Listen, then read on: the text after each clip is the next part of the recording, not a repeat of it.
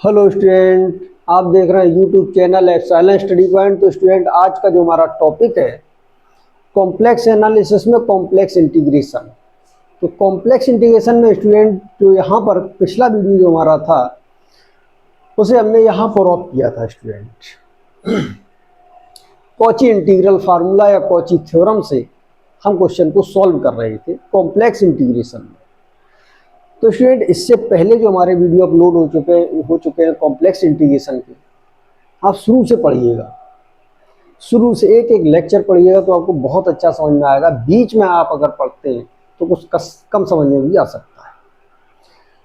तो प्लेलिस्ट में जाइए स्टूडेंट, प्लेलिस्ट में जाकर के आप कॉम्प्लेक्स एनालिसिस में कॉम्प्लेक्स इंटीग्रेशन का चैप्टर वहाँ पर खोलिएगा तो उसमें प्लेलिस्ट में जाकर के उसमें मिल जाएगा आपको लेक्चर 1, लेक्चर 2, लेक्चर 3, इस तरीके से आप पढ़ें। और कॉम्प्लेक्स एनालिसिस में पावर सीरीज भी पढ़ी हुई है स्टूडेंट, एनालिटिक फंक्शन भी पढ़ा हुआ है। तो आप शुरू से पढ़ें, वीडियो को बीच से ना पढ़ें, शुरू से पढ़ें। तो स्टूडेंट, पिछले वीडियो में हमने जो क्वेश्चन ऑफ किया था वो यहाँ पर था। इस क्वेश्चन से हमने ऑफ किया था स्टूडेंट, और इसी से हम स्टार्ट करते हैं अब आगे की बात। और हमारे जो पुराने वीडियोज पड़े हुए हैं सेमेस्टर के स्टूडेंटों के लिए, तो सेमेस्टर वाले स्टूडेंट प्लेलिस्ट में जा कर के उसको पढ़ सकते हैं और देखते हैं उसमें वहाँ पर सेमेस्टर वाइज बहुत सारे वीडियो हमने अपलोड किए हैं। तो सभी स्टूडेंट इस वीडियो को शेयर कर दें, सब्सक्राइब कर दें और लाइक कर दें ताकि हमारे आने वाले हर वीडियो की नोटिफिकेशन सभी स्टूडेंटों को मिल सके। तो देखते हैं स्टूडेंट, यहाँ पर ये क्वेश्चन था, इसमें कॉची इंटीग्रल फार्मूला या कॉची थ्योरम का यूज करते थे स्टूडेंट। आज थोड़ा नया स्टेप भी आगे चलेंगे। तो इसमें यहाँ पर हमने बताया था कॉची इंटीग्रल फार्मूला क्या होता है स्टूडेंट। तो एक क्लोज्ड कर्व बताया था, कोई भी क्लोज्ड कर्व हो, मान लिया ये क्लोज्ड कर्व है और इसके अंदर और इसकी बाउंड्री पर फंक्शन हमारा जो दिया गया है वो एनालिटिक है।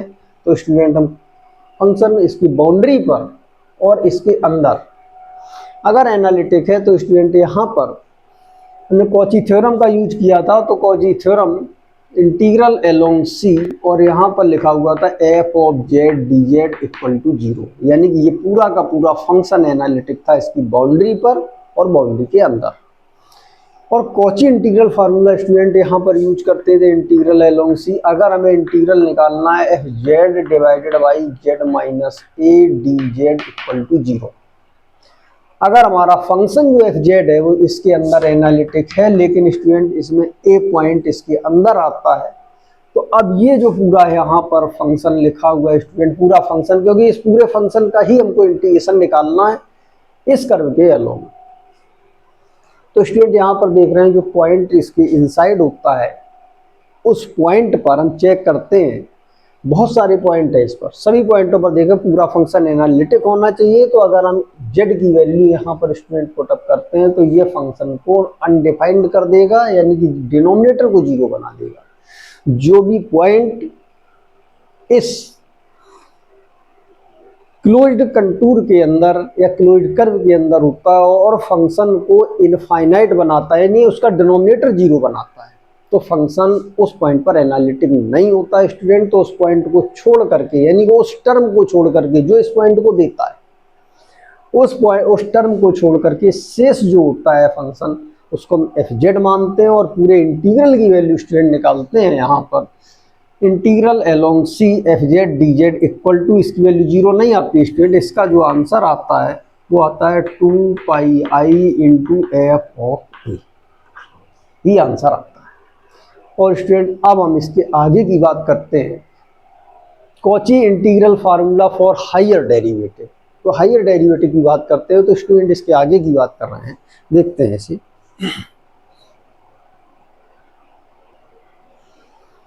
तो स्टूडेंट यहाँ पर अगर हमारा कोई क्लोज्ड कर्व है तो क्लोज्ड कर्व सी है और इसके अंदर और इसकी बाउंड्री पर स्टूडेंट फंक्शन हमारा अगर एफ जेड एनालिटिक है तो फिर हम लगाते हैं कॉची थ्योरम, यानी कि इंटीग्रल अलोंग सी, पूरे कर्व की बात कर रहे हैं, यानी कि यहाँ से अगर स्टार्ट करते हैं स्टूडेंट तो वापस भी यहीं पर आते हैं तो पूरे कर्व की बात करते हैं। इंटीग्रल अलोंग सी, यहाँ पर लिखते हैं f of z D Z equal to 0। तो कॉची थ्योरम से इसका जो आंसर है स्टूडेंट 0 आएगा। यानी कि ये पूरा फंक्शन इंटीग्रांड जो लिखा रहता है, यानी कि डीजेड और इंटीग्रल को छोड़ करके पूरा का पूरा फंक्शन स्टूडेंट एनालिटिक होना चाहिए इसकी बाउंड्री के हर पॉइंट पर और इस क्लोज्ड कर्व के अंदर की पॉइंटों पर। और स्टूडेंट अगर यहाँ पर कोई पॉइंट हमारा ए है इसमें शामिल, और हमें अगर इसका इंटीग्रल निकालना है student F Z divided by Z minus a d Z, अगर हम ए पॉइंट को इसमें रखते हैं तो स्टूडेंट डिनोमिनेटर को 0 बनाएगा। जो डिनोमिनेटर को 0 बना देता है स्टूडेंट वो एनालिटिक नहीं होता है फंक्शन। तो यहाँ पर इस डोमेन के अंदर हम देख रहे हैं कि ए पॉइंट पड़ रहा है, ये 0 बनाता है, तो इसका मतलब ये पूरा फंक्शन एनालिटिक नहीं है। तो इस टर्म को छोड़ते हैं, इसी से ए निकला हुआ है स्टूडेंट। तो टोटल फॉर टोटल जब इस जेड माइनस ए को हटा देंगे तो स्टूडेंट यहाँ पर टोटल जो फंक्शन बचेगा वो एनालिटिक होगा। यानी कि इन्हीं पॉइंटों पर जो क्लोज्ड कर्व है, इस क्लोज्ड कर्व के अंदर जितने भी पॉइंट हैं, इन पॉइंटों को रख दें या बाउंड्री के पॉइंटों को रख दें, तो ये एफ जेड है स्टूडेंट, ये हमेशा एनालिटिक होगा। लेकिन हमें इंटीग्रल पूरे का निकालना है, तो पूरा फंक्शन एनालिटिक केवल ए पॉइंट पर नहीं है। तो अगर पूरा फंक्शन एनालिटिक नहीं है स्टूडेंट, तो फिर यहाँ पर डिनोमिनेटर में जो जेड माइनस ए लिखा हुआ है इसको छोड़ करके एफ जेड मानते हैं और पूरे इंटीग्रल की वैल्यू कैसे निकालते हैं। तो यहाँ पर लिखते हैं स्टूडेंट 2 पाई इंटू आयोटा और यहाँ पर लिखते हैं एफ ऑफ ए। और इसी तरीके स्टूडेंट अगर यहाँ पर कोई पावर लगी हुई है, जेड माइनस ए का पावर 1 है, 2 है, 3 है, 4 है, 5 है, इस तरीके से पावर लगी हुई है स्टूडेंट, तो फिर हम इस फार्मूले में यहाँ पर लिखा इंटीग्रल अलोंग सी, लैंग्वेज बिल्कुल वही है, केवल अंतर आ गया स्टूडेंट जेड माइनस ए का होल पावर अगर n+1 लिखा होगा, अभी सिंगल पावर थी यहाँ पर 1,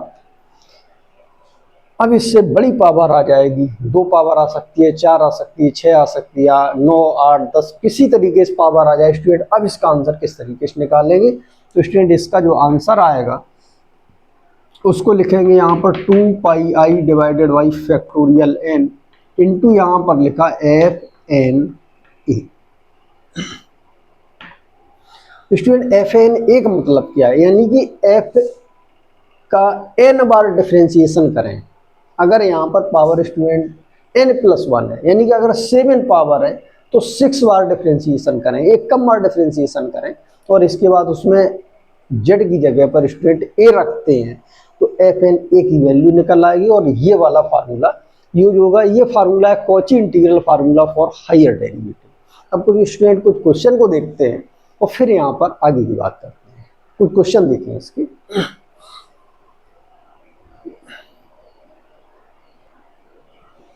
तो स्टूडेंट अब यहाँ पर इन क्वेश्चनों को सॉल्व करना है। लिखा है integral along c e power 2z divided by z+1 का होल पावर 4dz। इसका आंसर निकालना है स्टूडेंट, जहां पर जिस कर्व के अंदर निकालना है, जिस कर्व के अलोंग निकालना है, उसकी इक्वेशन दी है student z mod z equal to 3, mod z equal to 3। And second point है स्टूडेंट ये लिखा हुआ है। सबसे पहले फर्स्ट पॉइंट पर बात करते हैं। तो फर्स्ट पॉइंट पर यहाँ पर देखते हैं स्टूडेंट, लेट मानते हैं i equal to integral along c और यहाँ पर लिखा हुआ है student e power 2z divided by यहाँ पर z+1 का होल पावर 4dz। और स्टूडेंट जिस कर्व पर वैल्यू निकालनी है वो यहाँ पर लिखा हुआ है mod z इक्वल टू 3। इस कर्व के अलोंग इस इंटीग्रल का आंसर निकालना है स्टूडेंट। देखते हैं इसको आगे। सबसे पहले इस कर्व पर बनाते हैं। स्टूडेंट यहाँ जो फंक्शन लिखा है इसका ग्राफ नहीं बनाना है, ग्राफ हमें बनाना है कर्व का, जो कर्व की इक्वेशन दी होती है। क्योंकि यहाँ फंक्शन दिया है इसका तो ग्राफ हम बना ही नहीं सकते, कैसा भी फंक्शन हो सकता है। लेकिन यहाँ पर जो कर्व दिया रहता है स्टूडेंट, जिस कर्व के अलोंग में इंटीग्रल निकालना रहता है उसी का यहाँ पर फिगर बनाते हैं। यानी इसको यहाँ पर लिखते हैं z-0 और इक्वल टू 3। ये स्टूडेंट जो इक्वेशन है ये इस टाइप की इक्वेशन है z minus z0 equal to r type की। तो स्टूडेंट यहाँ पर ये सर्किल की इक्वेशन बोली जाती है। तो यहाँ पर z0 की जगह स्टूडेंट 0 लिखा हुआ है और रेडियस r की जगह पर 3 लिखा हुआ है। तो यहाँ पर इसको यहाँ पर लिखते हैं, ये रियल एक्सिस है स्टूडेंट, ये इमेजिनरी एक्सिस है। तो इसमें z not equal to zero, यानी सेंटर इसका जीरो है। तो स्टूडेंट जीरो वाला पॉइंट ये होता है, यानी कि इस पॉइंट को हम लिखते हैं जेड इक्वल टू जीरो। और स्टूडेंट इसकी रेडियस 3 है, तो रेडियस 3 है, तो यहाँ पर 3 डिजिट यहाँ पर भी और 3 डिजिट यहाँ पर भी स्टूडेंट चलेंगे, और 3 डिजिट इसमें भी चलना है, और इन पॉइंटों को ऐसे मिला देते हैं तो स्टूडेंट सर्किल बन जाता है। और इसकी डायरेक्शन जो है हमेशा एंटी क्लॉकवाइज रखनी है। अगर गिवन ना हो तो एंटी क्लॉकवाइज, और गिवन है तो स्टूडेंट वही लेनी है जो फिर गिवन है। और इसकी डायरेक्शन एंटी क्लॉकवाइज लेंगे सी, और सी कर्व की इक्वेशन है student mod Z equal to 3। इस पर इंटीग्रल इसे निकालना है। तो स्टूडेंट यहाँ पर हम देखते हैं इसके डिनोमिनेटर को जीरो पुट करेंगे और हम पॉइंट निकालेंगे, और पॉइंट इसके इनसाइड आता है। डिनोमिनेटर को जीरो करने के बाद अगर पॉइंट इसके इनसाइड मिलता है स्टूडेंट, तो हम कहेंगे उस पॉइंट पर फंक्शन एनालिटिक नहीं है। तो यानी कि उस टर्म को छोड़ देते हैं जिससे ये पॉइंट निकला हुआ है। छोड़ने के बाद जो फंक्शन बनता है स्टूडेंट पूरा का पूरा एफ जेड मानते हैं, और वो पूरा एनालिटिक होता है इसके अंदर और इसकी बाउंड्री पर। तो देखते हैं यहाँ पर पुट, यहाँ पर लिखा z+1 का होल पावर 4 इक्वल टू 0। और स्टूडेंट यहाँ पर हम z की वैल्यू निकालेंगे, तो z की वैल्यू आ जाएगी -1। तो -1 स्टूडेंट यहाँ पर रियल नंबर दिया है नेगेटिव डायरेक्शन में, z इक्वल टू -1। तो स्टूडेंट ये वाला पॉइंट मिलता है, ये पॉइंट लिखा हुआ है, इस पॉइंट की वैल्यू है z इक्वल टू -1। और स्टूडेंट ये पॉइंट इसके इनसाइड मिल गया। अगर इनसाइड मिलता है तो z इक्वल टू -1 पर फंक्शन एनालिटिक नहीं होगा स्टूडेंट, पूरा का पूरा फंक्शन। तो यानी कि यहाँ पर ये c के अंदर है, तो ये एनालिटिक नहीं है। तो हम देखते हैं ये किस टर्म से निकला हुआ है, ये इससे निकला हुआ है स्टूडेंट। तो इसी टर्म को छोड़ने के बाद टोटल जो होता है उसको हम एफ जेड मानते हैं। तो यहाँ पर स्टूडेंट टेक करते हैं, take F Z equal to, और यहाँ पर लिखते हैं ई पावर 2z, ई पावर 2z। अब देखते हैं स्टूडेंट जितने यहाँ पर पावर है, जितनी भी पावर उससे एक कम बार डिफरेंशिएशन करें फंक्शन का। तो इससे एक कम बार डिफरेंशिएशन करें, तो स्टूडेंट इसका 3 बार डिफरेंशिएशन करें जितनी पावर हो। जैसे यहाँ पर लिखा हुआ है n+1, तो n बार डिफरेंशिएशन है, इसके बाद पॉइंट रखा गया है। तो यहाँ पर पावर 4 है, तो स्टूडेंट 3 बार इसका हम डिफरेंशिएशन करेंगे। तो f''z, या हम इसको इस तरीके से भी लिख सकते हैं f3z।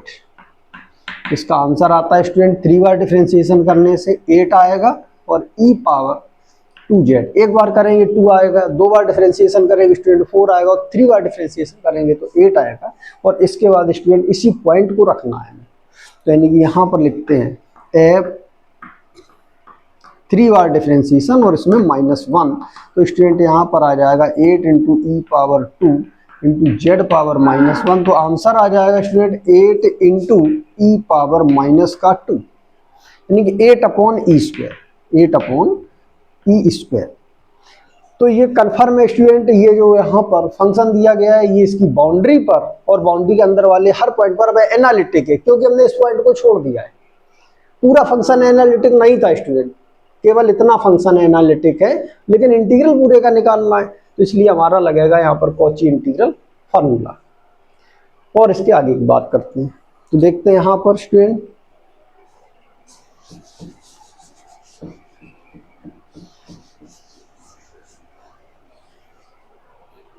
लिख देंगे फंक्शन एनालिटिक है। तो यहाँ पर लिखते हैं clearly f of z is analytic within and on C, then y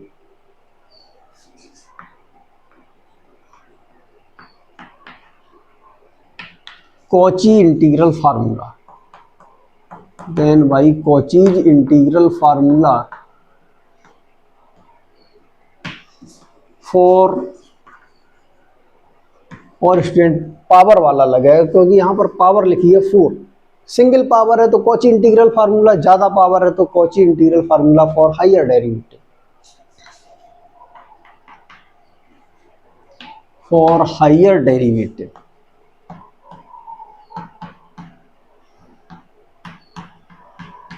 क्या है स्टूडेंट ये फार्मूला?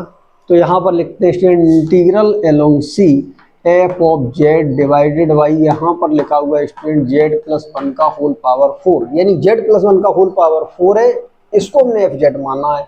तो स्टूडेंट इसका जो आंसर आ जाएगा, इसको यहाँ पर लिखेंगे 2 पाई आई डिवाइडेड बाई, जितनी पावर होगी उससे एक कम फैक्टोरियल, n प्लस वन है तो n फैक्टोरियल, यहाँ पर 4 है तो स्टूडेंट 3 का फैक्टोरियल करेंगे और यहाँ पर 3 बार डिफरेंशिएशन करेंगे और इसके बाद इस पॉइंट को रखेंगे।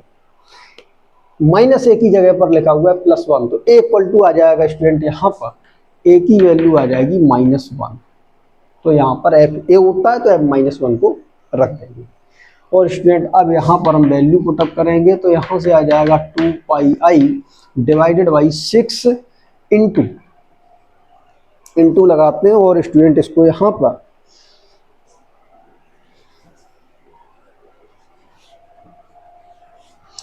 वैल्यू रखते हैं स्टूडेंट f3 - 1 की, तो 8 अपॉन ई स्क्वायर, तो यानी कि स्टूडेंट यहाँ पर आ जाएगा 8 डिवाइडेड बाई ई का स्क्वायर, और इस तरीके इसको यहाँ पर कैंसिल करेंगे स्टूडेंट तो 3 आ जाएगा, तो आंसर आ जाएगा 8 पाई आई डिवाइडेड बाई 3 और इनटू में यहाँ पर ई का स्क्वायर आएगा स्टूडेंट। तो इस तरीके से इंटीग्रल अलोंग सी यहाँ पर मिल जाएगा स्टूडेंट एफ जेड की वैल्यू पुटअप कर देते हैं, तो यानी कि स्टूडेंट यहाँ पर आ जाएगा integral along C F Z की जगह पर लिखा हुआ है ई पावर 2z, तो यानी कि यहाँ से आ जाएगा e power 2z divided by Z plus one का होल पावर 4, और यहाँ पर लिखते हैं student D Z equal to, यहाँ से आ जाएगा 8/3 पाई आई और ई स्क्वायर और है, तो यानी कि यहाँ पर 8 पाई आई डिवाइडेड बाई 3 इंटू यहाँ पर ई स्क्वायर, ये स्टूडेंट इसका आंसर है। अब इसके सेकंड पॉइंट पर बात करते हैं, सेकंड पॉइंट देखते हैं इसका।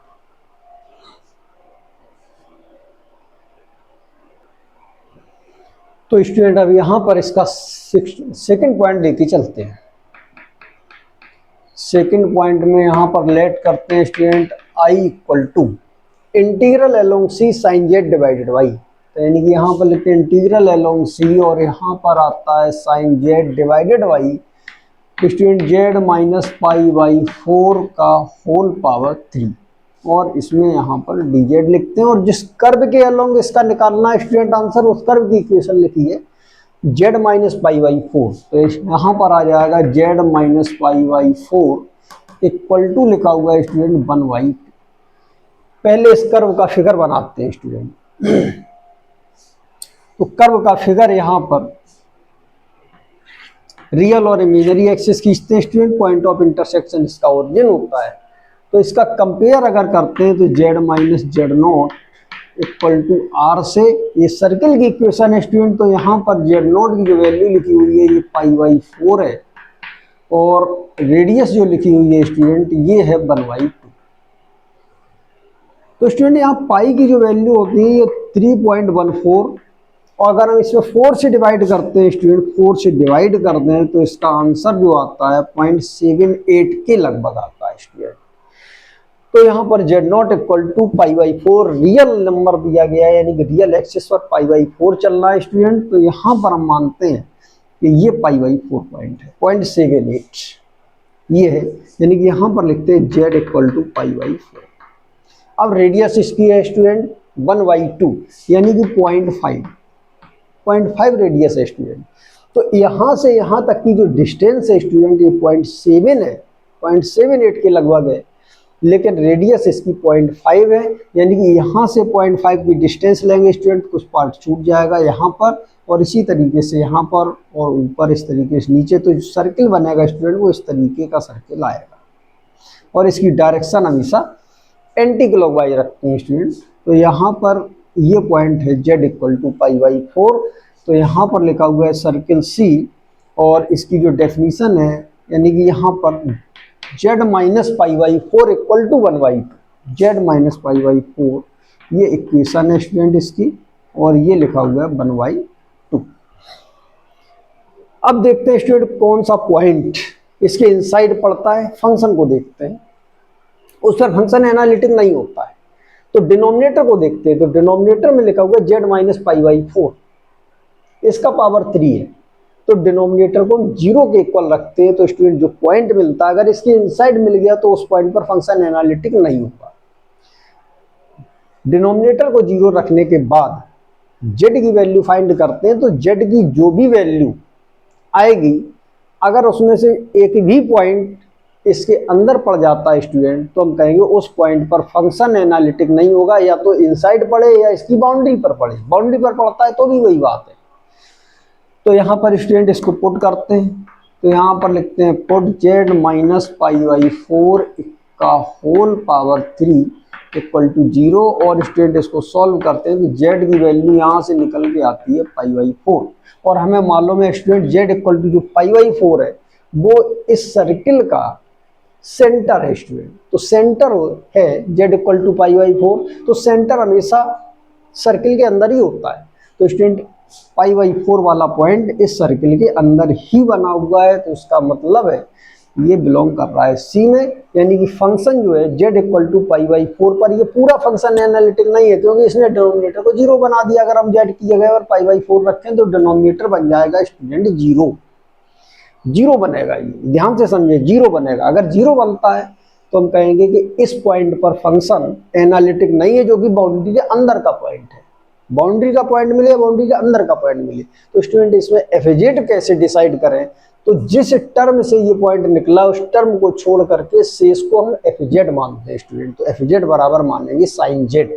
यानी कि यहाँ पर लिखते हैं take F of Z equal to, तो स्टूडेंट एफ जेड की जो वैल्यू आएगी उसको हम यहाँ पर साइन जेड लिखेंगे, और जितनी पावर है उससे एक कम बार डिफरेंशिएशन करेंगे। 3 पावर है तो स्टूडेंट इसका 2 बार डिफरेंशिएशन करना है। तो 2 बार डिफरेंशिएशन करेंगे तो स्टूडेंट तो यहाँ पर लिखेंगे एफ टू जेड। तो स्टूडेंट एक बार करते हैं तो कॉस जेड आता है, और फिर दूसरी बार करते हैं स्टूडेंट फिर कॉस का डिफरेंशिएशन माइनस साइन, तो यहाँ पर आ जाएगा स्टूडेंट माइनस का साइन जेड। और इस तरीके से 2 बार डिफरेंशिएशन इसका करने के बाद जेड की जगह पर रखते हैं स्टूडेंट पाई बाई 4। इस पॉइंट को रखा जाता है, तो इस पॉइंट को रख देंगे। तो यहाँ पर आ जाएगा पाई बाई 4, तो माइनस का यहाँ से मिल जाएगा स्टूडेंट साइन पाई बाई 4, और इसकी वैल्यू आ जाएगी माइनस का 1/√2, ये वैल्यू आएगी। और इसके बाद स्टूडेंट हमें मालूम है कि एफ जेड जो हमारा है साइन फंक्शन या कॉस कुछ भी निकले हमेशा फंक्शन एनालिटिक होता है। तो यहाँ पर लिखते हैं F Z is analytic within and on C का मतलब यहाँ पर ये कर्व की equation then by Cauchy integral formula for higher derivative, और यही फार्मूला स्टूडेंट यूज करेंगे। तो इसका जो आंसर आएगा उसको यहाँ पर देखते हैं। फार्मूला क्या था स्टूडेंट, हायर ऑर्डर डेरिवेटिव का जो फार्मूला था student integral along C F of Z divided by Z minus A का होल पावर अगर n प्लस 1 डी जेड लिखा हुआ है स्टूडेंट। तो इसका आंसर आता है 2 pi I divided by factorial n into यहाँ पर n बार डिफरेंशिएशन, और इस पॉइंट को रख देते हैं। ये फार्मूला है स्टूडेंट। तो यहाँ पर आ जाएगा student Cauchy integral formula for higher derivative, यानी integral along C F of Z divided by Z minus pi by 4 का होल पावर 3। तो यानी कि यहाँ पर लिखा है student Z minus pi by 4 का होल पावर 3, और यहाँ पर लिखते हैं डी जेड, ये आता है यहाँ पर।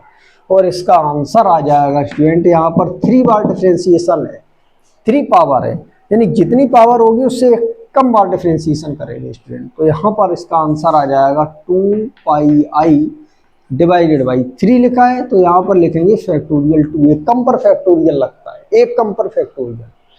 और इसके बाद स्टूडेंट यहाँ पर लिखते हैं इनटू में 2 बार डिफरेंशिएशन, और इसके बाद इसमें पाई बाई 4।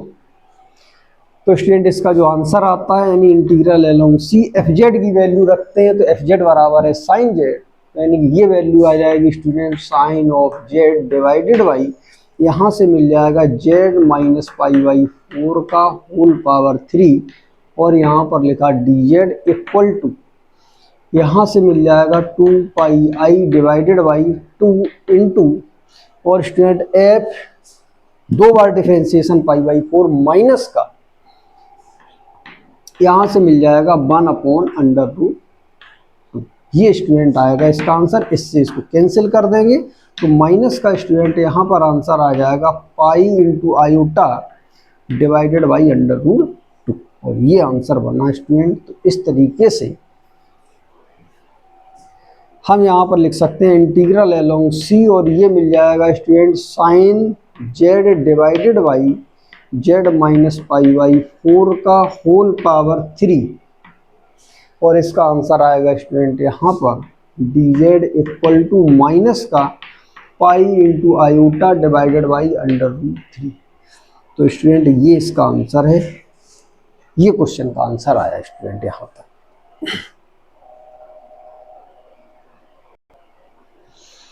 और स्टूडेंट इसमें एक क्वेश्चन और लेके चलते हैं, यहाँ पर थर्ड पॉइंट लेके चलते हैं। मान लिया यहाँ पर एक क्वेश्चन लिखा हुआ है इंटीग्रल अलोंग सी, और यहाँ पर लिखा है student sine Z divided by Z D Z. अगर इसका आंसर निकालना है स्टूडेंट, और यहाँ पर लिखा हुआ है where C H mod Z equal to 1, ये यूनिट सर्किल बोलते हैं स्टूडेंट, जिसकी रेडियस 1 होती है और सेंटर 0 होता है, इसको हम कहते हैं यूनिट सर्किल। अगर स्टूडेंट इसका आंसर निकालना है तो इसको आंसर कैसे निकालेंगे उसको देखते हैं स्टूडेंट। यहाँ पर थर्ड पॉइंट चलते हैं आगे।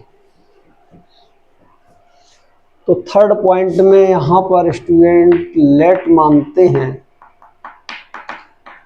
Late I equal to integral along सी, और ये वैल्यू आ जाएगी स्टूडेंट यहाँ पर sine Z divided by Z और डी जेड, और कर्व की जो इक्वेशन लिखी हुई है मॉड जेड इक्वल टू 1, इसको बनाते हैं। तो स्टूडेंट यहाँ पर लिखते हैं जेड माइनस 0 और इक्वल टू 1। कंपेयर इसका कर दें student Z minus Z not equal to R से, तो यहाँ पर जेड नॉट की वैल्यू स्टूडेंट 0 हो जाएगी, और आर की वैल्यू यानी आर रेडियस 1 है और सेंटर इसका 0 है। तो इस तरीके स्टूडेंट यहाँ पर सेंटर 0 रेडियस 1, तो यानी सेंटर 0 का मतलब ये पॉइंट आ गया स्टूडेंट, रेडियस 1 इस तरीके से यहाँ पर, और ये सर्किल बना। इसकी डायरेक्शन स्टूडेंट यहाँ पर हमेशा एंटी क्लॉकवाइज होगी, तो यहाँ पर है मॉड जेड इक्वल टू 1। अब हमें देखना है कि इसका आंसर कैसे निकालते हैं स्टूडेंट। ये पॉइंट है, ये पॉइंट ओरिजिन वाला है, यानी ये है जेड इक्वल टू 0 वाला पॉइंट।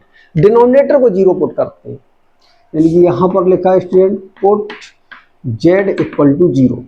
तो स्टूडेंट जेड इक्वल टू 0 जो पॉइंट आया, हम देखते हैं इसके इनसाइड अगर पड़ता है तो इस पॉइंट पर फंक्शन एनालिटिक नहीं होगा, यानी कि इस टर्म को जिससे ये 0 निकला हुआ है, इस टर्म को छोड़ करके शेष को एग्जैक्ट मानेंगे।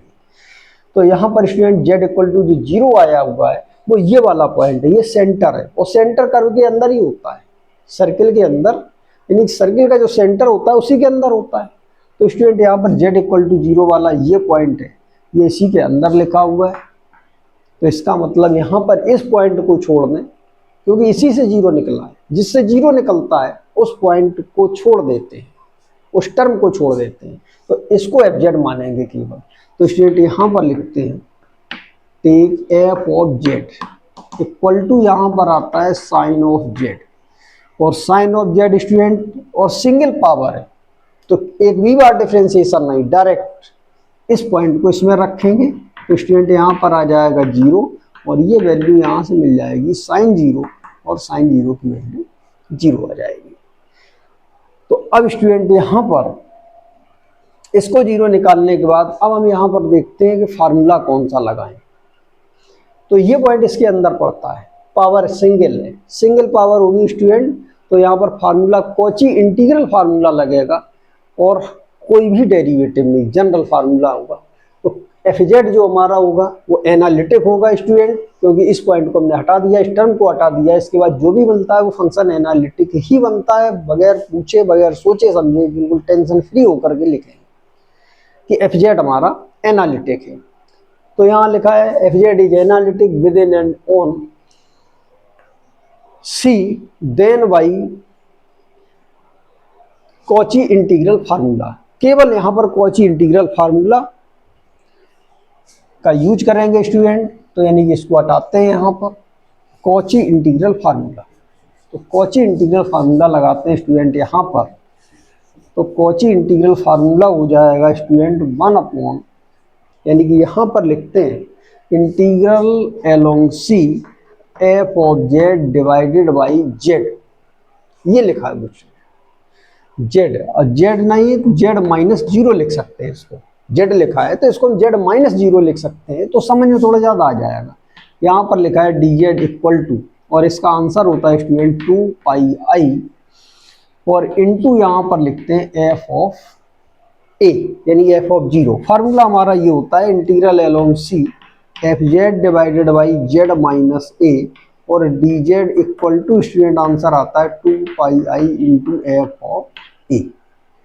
ये आंसर आता है। तो इस फार्मूले को लगाया, यहाँ ए की जगह 0 लिखा हुआ, तो वैल्यू रखते हैं स्टूडेंट। यहाँ लिखा integral along C F Z की जगह स्टूडेंट आ जाएगा sine Z divided by Z मिला, और यहाँ पर लिखते हैं D Z equal to, value मिलती है 2πi इंटू एफ 0 की जगह पर 0। तो स्टूडेंट इसका आंसर आ जाएगा 0। तो इस तरीके से इंटीग्रल एलोंग सी, और यहाँ पर मिल जाएगा sine Z divided by Z D Z equal to, answer आया 0। और स्टूडेंट यहाँ पर हमें मालूम है कॉची थ्योरम जो होती है, इसमें पूरा फंक्शन एनालिटिक होना चाहिए उसकी बाउंड्री पर और उसके इनसाइड, पूरा फंक्शन एनालिटिक होना चाहिए। तो डायरेक्ट आंसर हम लिखते हैं कॉची इंटीग्रल फार्मूला से integral along C F Z D Z equal to 0। तो यानी कि sine Z upon Z D Z का आंसर डायरेक्ट 0 रखेंगे और कॉची थ्योरम लगाएंगे। लेकिन स्टूडेंट वहां पर पूरा का पूरा फंक्शन एनालिटिक होना चाहिए, तब इसका आंसर 0 आया है। लेकिन यहाँ पर कॉची थ्योरम का हमने यूज नहीं किया है, और कॉची थ्योरम यहाँ पर लगा भी नहीं सकते, क्योंकि कॉची थ्योरम यहाँ पर नहीं लगेगी, क्योंकि फंक्शन जो यहाँ से हम देखते हैं डिनोमिनेटर, ये जो डिनोमिनेटर लिखा हुआ है स्टूडेंट,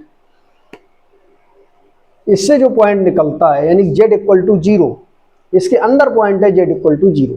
अगर इसमें रख देंगे तो आंसर स्टूडेंट इसमें इनफाइनाइट आएगा, जो कि z इक्वल टू 0 पर नॉट डिफाइंड है, फंक्शन एनालिटिक नहीं है। तो हम इसमें कॉची थ्योरम का यूज नहीं कर सकते स्टूडेंट। लेकिन आंसर 0 आया है, हम ये नहीं कह सकते इसमें कॉची थ्योरम लगा सकते हैं। कॉची थ्योरम नहीं लगाएंगे, लेकिन इसका सॉल्व करने से आंसर 0 आया है, इसलिए 0 है। तो ये वीडियो थी स्टूडेंट इसमें। तो सभी स्टूडेंट हमारे वीडियोज को प्लेलिस्ट में जाकर के देखें, प्लेलिस्ट में, और हर वीडियो को स्टार्टिंग से पढ़ें।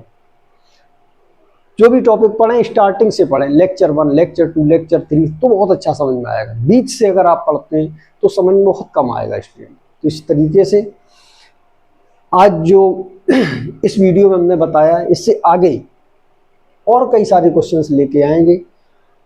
तो स्टूडेंट, सभी स्टूडेंट इस वीडियो को शेयर कर दें, सब्सक्राइब कर दें और लाइक कर दें, ताकि हमारे आने वाले हर वीडियो की नोटिफिकेशन सभी स्टूडेंटों को मिल सके। आज इस वीडियो में यहीं तक। अगले वीडियो में बहुत इंपॉर्टेंट क्वेश्चन लेके आएंगे, जो एग्जाम बेस्ड से बहुत इंपॉर्टेंट होंगे स्टूडेंट। आज इस वीडियो में यहीं तक। That's all.